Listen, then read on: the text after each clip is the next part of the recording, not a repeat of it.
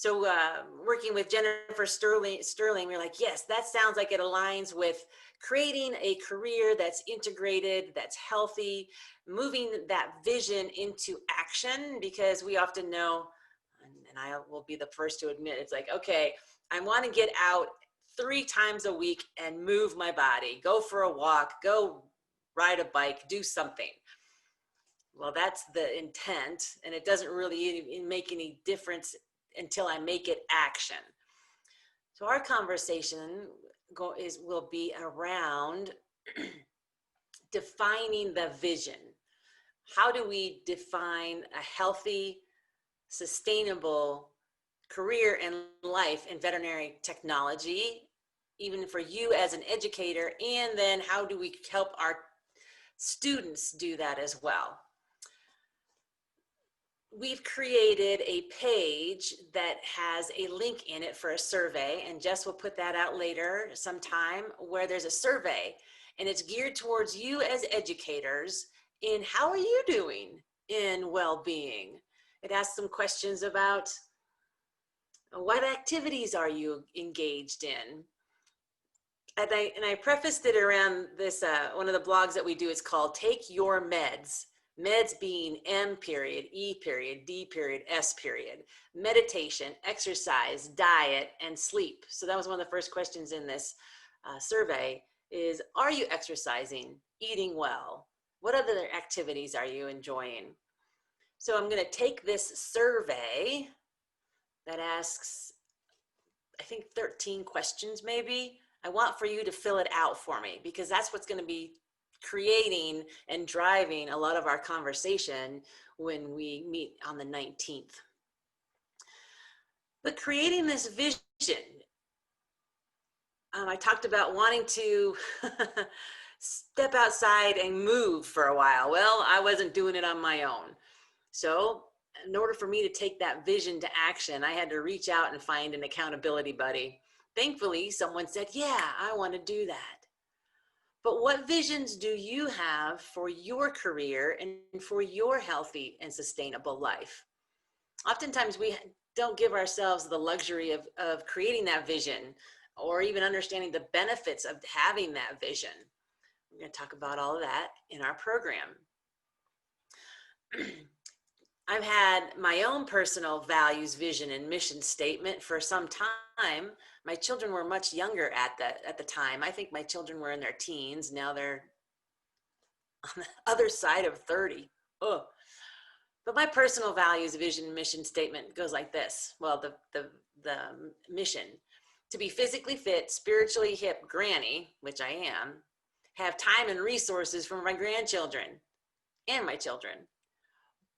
But I created that mission for myself when my children were teens. I think it was 18 years ago.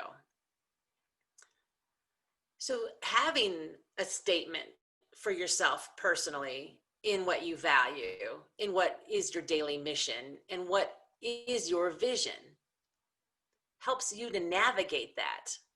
That's the benefit of it. That's the biggest benefit. And I'm going to help show you in our program how to do that. Plus, we'll be discussing the way to bring it to action.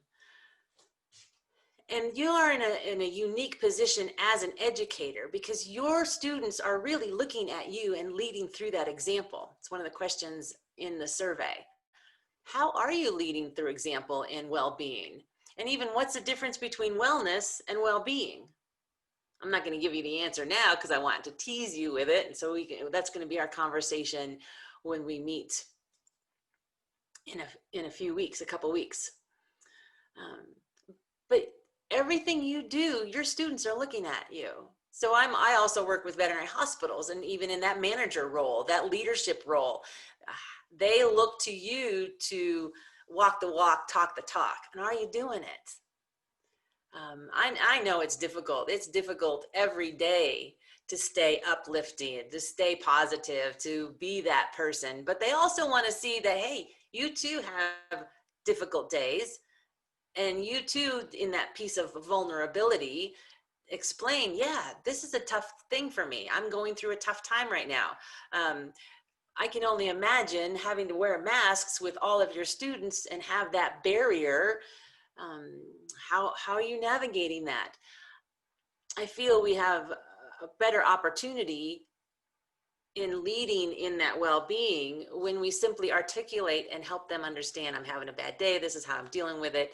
I understand my health and well-being is important, this is how I'm managing it.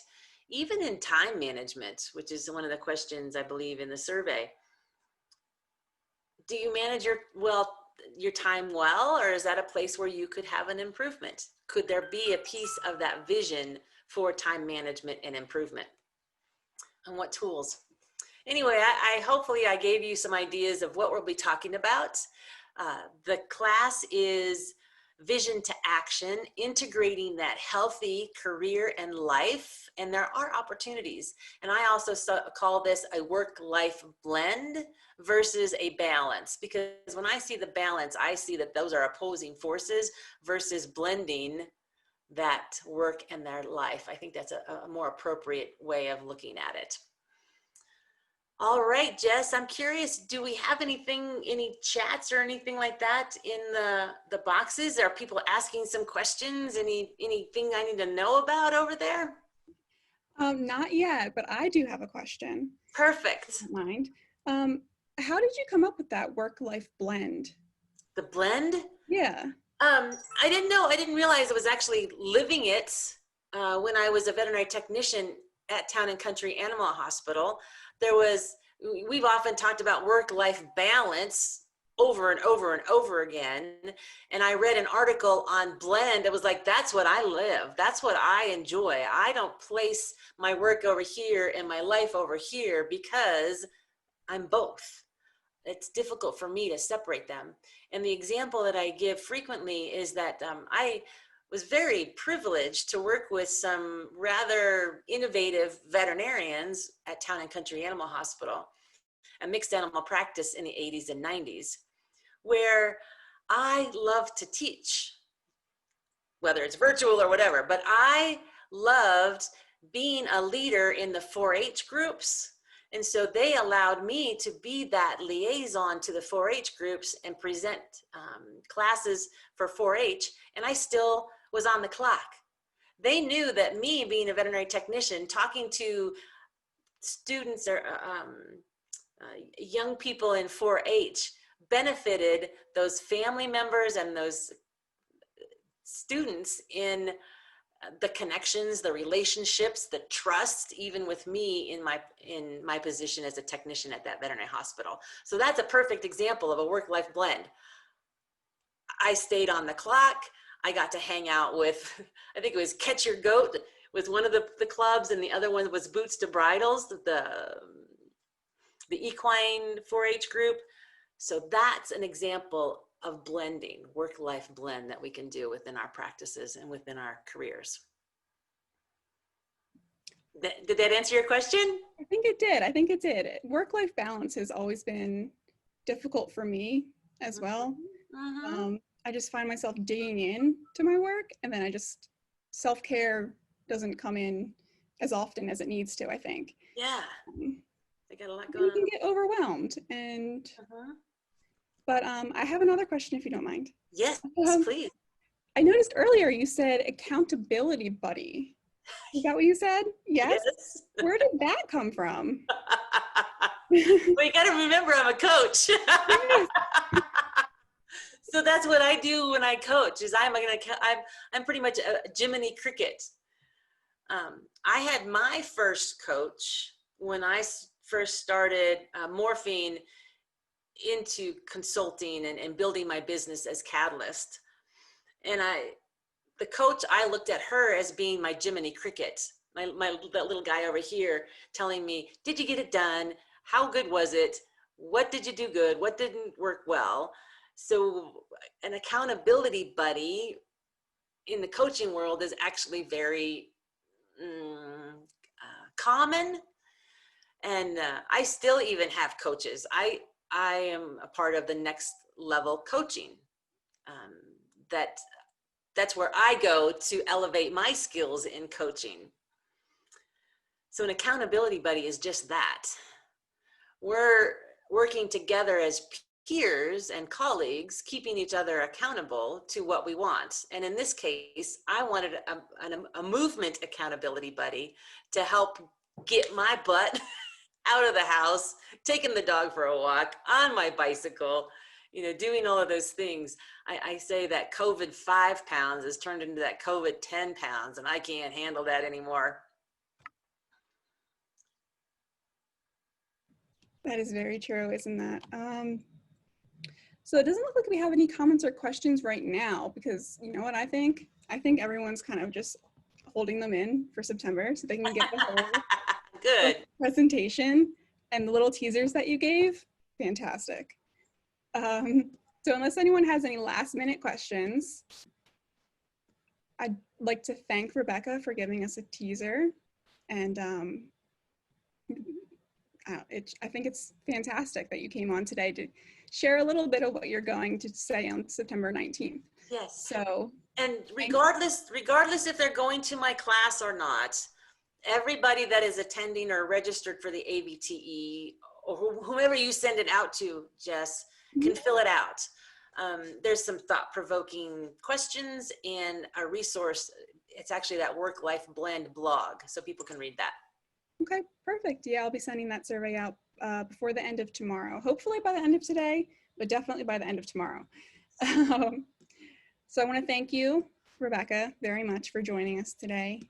And we'll see you in September. Yes, see, it's just a short period of time, everybody. Have a great afternoon. Oh, and it's safe Labor Day. Looks like we have one last minute question. Oh, wonderful. It just came through. Okay. So Jackie says that she's so pressed for time these days, and she's sure that others are too, and she finds herself very concerned about the students' well-being, and she doesn't necessarily take care of herself.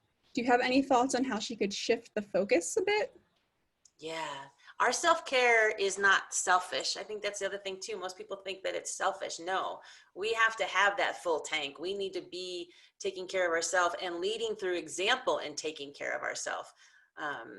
So the first comment was about the time management piece and prioritizing self-care as important. Actually looking at what is on your schedules and how much have you put on your plates, what really needs to be there, and prioritizing health and well-being higher. Even today, I was asked, Rebecca, we would love to have you on our organization's advisory board. And I said, well, you know what? I'm honored that you asked me. However, I'll have to look at my calendar because I have to see if those things align with my values, vision, and mission. That's why we have values, vision, and mission. Does the aligning in the time commitment allow me to do the things I need to? And when we have that full plate, think about your guys' plate. What do I take off of my plate in order to put on my plate? So self-care needs to be on your plate. It needs to be a portion of your plate. It needs to be the green beans on your plate. What stuffing do you have to take off in order for your green beans to be there? Because it's that important. And prioritizing your health and well-being needs to be up there high. Health and well-being includes taking that mammary test. You know, at the age of 50, I had a lumpectomy. That's self-care. It's transitioned a lot of the things in my life as to how do I tend to myself. But you need to be healthy, strong, psychologically, physically, mentally, through taking care of yourself healthy in order for you to be the best you can be for your students. Right. I think sometimes that's a easier said than done situation. Oh, it's dedicated to your priorities. And if you don't have your priorities figured out, you just keep dumping stuff onto your plate. Yeah. Without reasoning. Oh yeah, I'll do it. Oh yeah, I'll do it. Oh yeah, I'll do it. Well, how does it align and how does it support me? If health and well-being is important to me, I got to make some shifts, and that's not easy.